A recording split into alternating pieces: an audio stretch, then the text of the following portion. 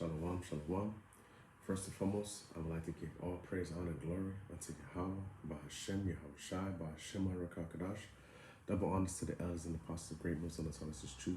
Peace and blessings to the hopefully elect, the 144,000 men pushing this truth and wholehearted sincerity across the four winds. It's the ICAT Quad back with another lesson. Yahweh desires edifying. You know, oftentimes in this truth, we meet Jake. And when I say Jake, I mean Israelites, Negroes, Latinos, and Native Americans, and specifically the Negroes, so-called Negroes, because the Lord don't call us Negroes; He calls us Israelites. And of the 12, and of each tribe of which we were from, that's what He calls us. So if you were from Judah, you were a Judite. If you were from Benjamin, you were a Benjamite. Okay, Benjamin, Banyamnyam, you were from the tribe of Benjamin, which are the Jamaicans today. All right, and so on and so forth as you go down in each of the 12 tribes, Issachar, Gad, and so on. Okay, and in the scriptures, we often say there is no black in the scriptures, but there is, as a description.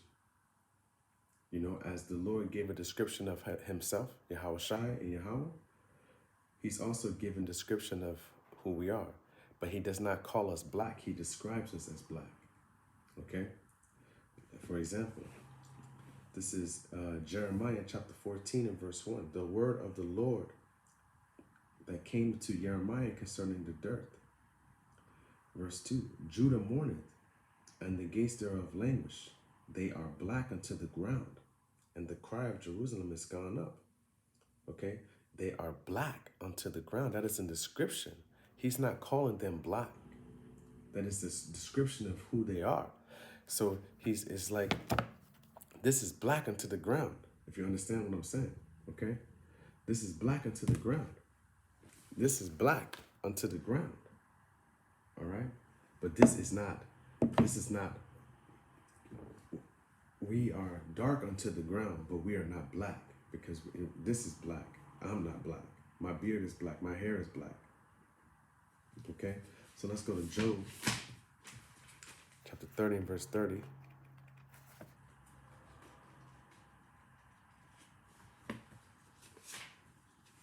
Because there are descriptions of us in the scriptures. This is Job chapter 30 and verse 30. My skin is black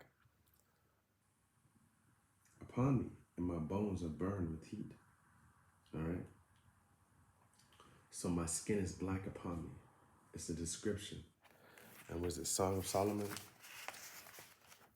Chapter, if I'm not mistaken, Song of Solomon, chapter 5, or 1 and 5. So there's a description of being black, but we are not called black. All right, we are called by the nations of people who we are.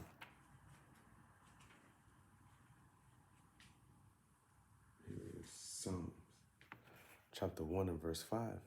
I am black, but comely, O ye daughters of Jerusalem, as the tents of Kedar, as the curtains of Solomon. All right, so he's black, but good looking. This is King Solomon saying this, which is Yahushai in his spirit, if you understand. You know, so we have been described as black, but we are not black. All right, we are Israelites. The Lord has given each race, I guess you could say, of people on the earth a nationality. And Esau has changed the names. Esau has done that. When you read the scriptures, it tells you. Psalms 49 and 11. Their inward thought is that their houses shall continue forever, and their dwelling places unto all generations. They call their lands after their own names. You see, they call their lands after their own names. They believe that these things are going to go on for all generations forever. They have done that. All right? But when you read the book of Isaiah in the first chapter, what does it say? The ox knoweth his owner, And and the ass his master's crib, but Israel doth not know. My people doth not consider. Ah, a sinful nation, a people laden with iniquity, a seed of evildoers, children that are corrupters, that have forsaken the Lord. They have provoked the Holy One of Israel unto anger. They are gone away backward. So the children of Israel are described as black, but they are not black. Okay? They are not black. Black is a color. That is not a nationality. That is not who they are. The children of Edom are described as red. When you read the book of Genesis, chapter 25, if I'm not mistaken.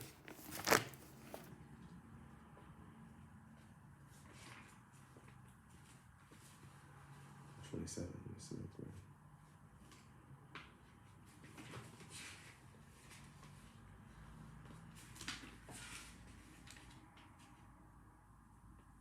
Yeah, chapter 25.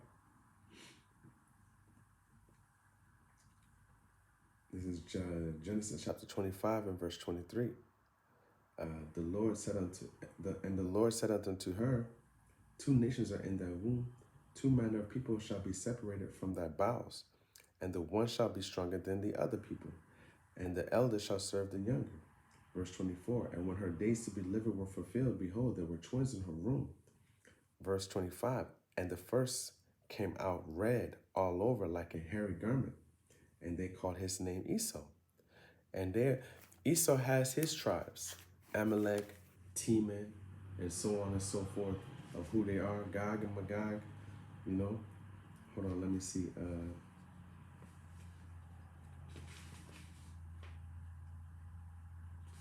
me see.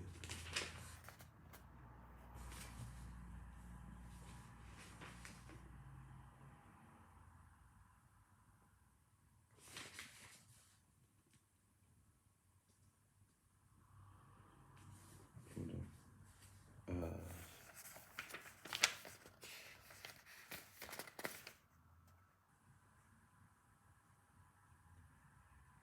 I'm trying to find.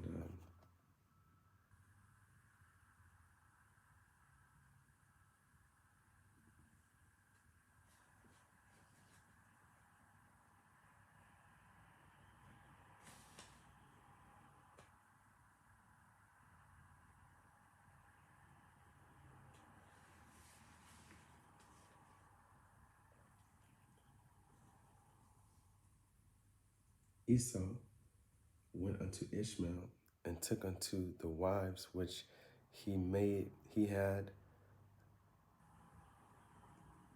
Malah, the daughter of Ishmael, Abraham's son, the sister of Nebajoth, to be his wife. And Jacob went out from Beersheba and went toward Haran. And he lighted up a certain place and tarried there all night because the sun was set, and he took of stones. But what I'm trying to show you is that let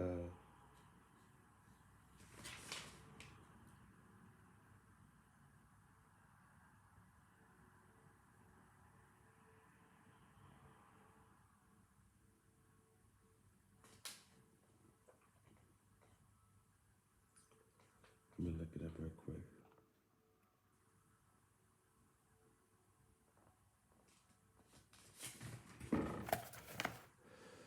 So like, yeah.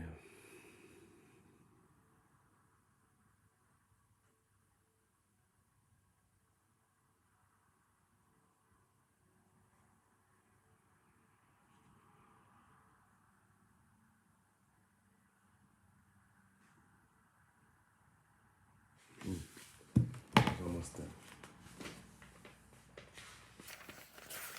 So just how Israel has its tribes, now these are the generations of Esau, who is Edom. Esau took his wives of the daughters of Canaan, Adah, the daughter of Elon the Hittite, and Aholibamah, the daughter of Anah, the daughter of Zebion the Hivite, and Bashemath, Ishmael's daughter, sister of Nerubath. And Ada bare to Esau Eliphaz, and Bashemath bare Reuel, and Aholibamah bare Jersh, and Jalam, and Korah. These are the sons of Esau, which were born unto him in the land of Canaan. And Esau took his wives, and his sons, and his daughters, and all the persons of his house, and his cattle, all his beasts, and all his substance which he had gotten in the land of Canaan, and went into the country from the face of his brother Jacob. All right? For their riches were more than they might dwell together, and the land wherein they were strangers could not bear them because of their cattle.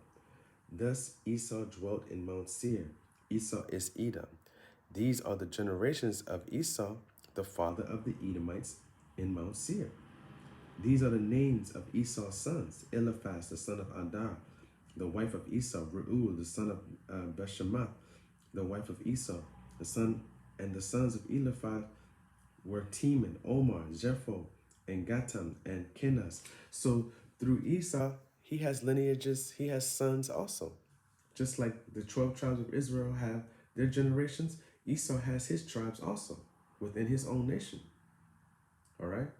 And they have been living and multiplying and dwelling amongst these other nations and making wives with other nations, intermingling with other nations, with the Hittites, with the Canaanites, okay, with Ishmael. They've mingled and mixed their seed with them also. So just as we have the generations and the tribes of us, so does Esau. All right? So you heard what the Zah that was edifying. Until the next time, Shalom.